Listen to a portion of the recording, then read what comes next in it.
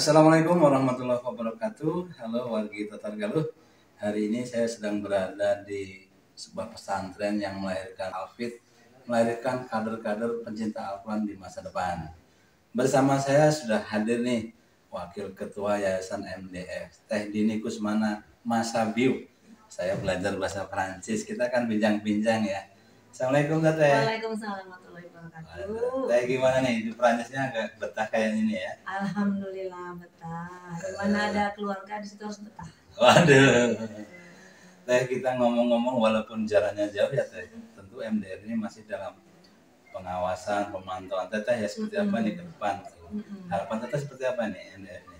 Harapannya MDF ini sebenarnya bisa mencetak generasi-generasi yang baik ya, karena kan memang Indonesia sekarang ini, kalau menurut saya ya, di pandangan saya adalah generasi-generasi yang harus memiliki akhlak. Kita lihat kan dengan sosmed dan sebagainya, penurunan akhlak, etika dan sebagainya sangat menurun gitu kan. Jadi kita kayaknya harus kembali lagi di dalam Al-Quran, dan saya salut sama sama para pelajar atau murid-murid atau anak-anak muda dan juga orang tua yang memasukkan anak-anak itu ke sistem pendidikan seperti ini. Walaupun mungkin hanya setahun 2 tahun, syukur-syukur bisa sampai selesai ya.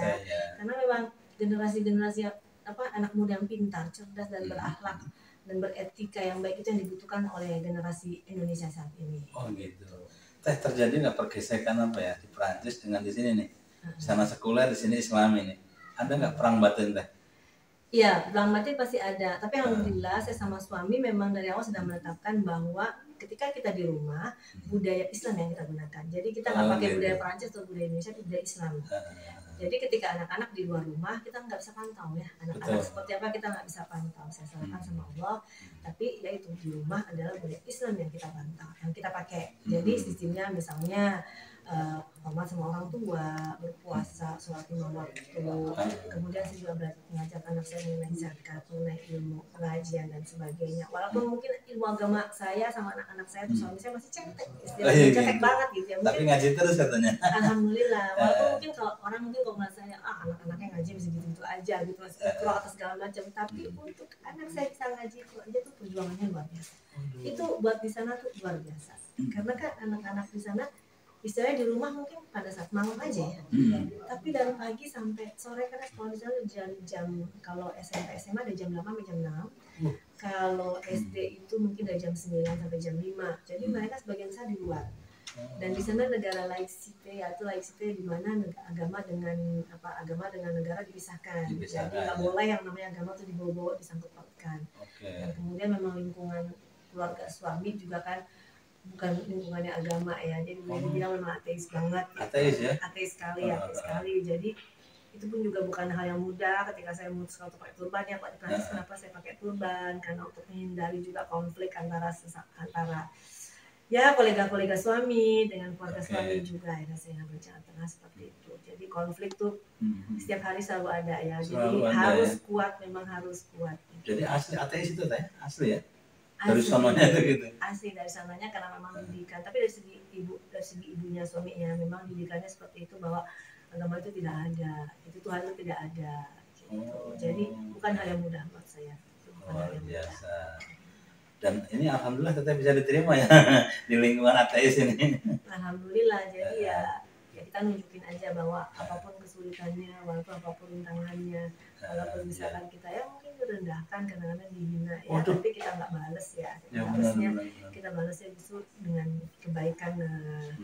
Kadang-kadang mungkin 2 kali 3 kali lipat gitu, hanya untuk menunjukkan effort yang kita harus kerjakan itu memang kadang-kadang berlebihan.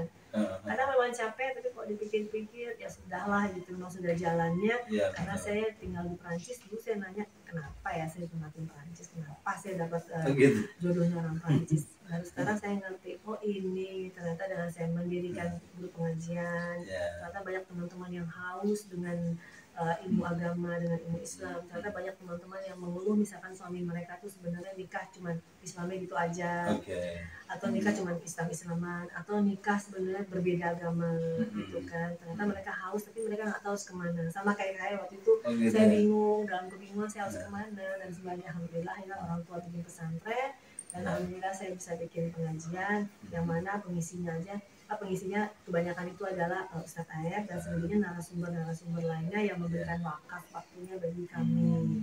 Ya alhamdulillah, jadi memang saling berkaitan ya, dan ternyata memang tujuan saya tinggal di Perancis itu mungkin ya itu kali ya, buat saya juga dan juga buat teman-teman di sana. Oke teh, ke pemirsa nih, kita promosi MDF nih. Coba teh, MDF mau dibawa kemana nih 20 tahun mendatang nih kira-kira? MDF mau dibawa kemana 20 tahun mendatang? MDF saya rasa 20 tahun mendatang insya Allah ya bisa mencetak generasi yang baik, generasi yang berakhlak, generasi yang memiliki iman.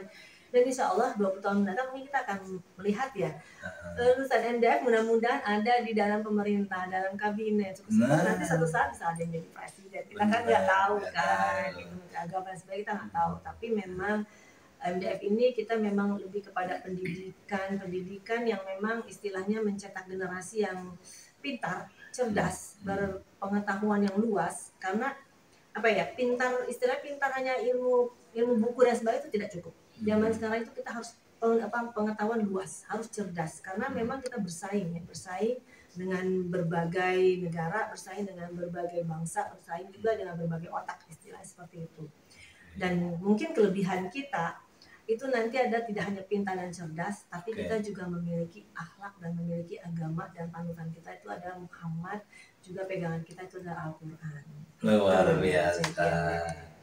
Wargi Tatar Galuh ini wargi Tatar Galuh tapi di Prancis ya, luar biasa, perjuangannya sangat berat, dan alhamdulillah pusat pendidikan Islamnya ada di Ciamis. Jadi bagi masyarakat Indonesia ini, kita ngomongnya sudah Indonesia, ini miniaturnya Indonesia ada di Saguling, Kabupaten Ciamis. Yuk yang punya anak usia-usia sekolah kesini nih. Kalau mau hafal Quran, pusatnya para penghafal Quran ada di MDF. Jangan lupa like, share, comment, and subscribe. Assalamualaikum warahmatullahi wabarakatuh. Makasih teh. Assalamualaikum warahmatullahi wabarakatuh. Mudah-mudahan cukup ya.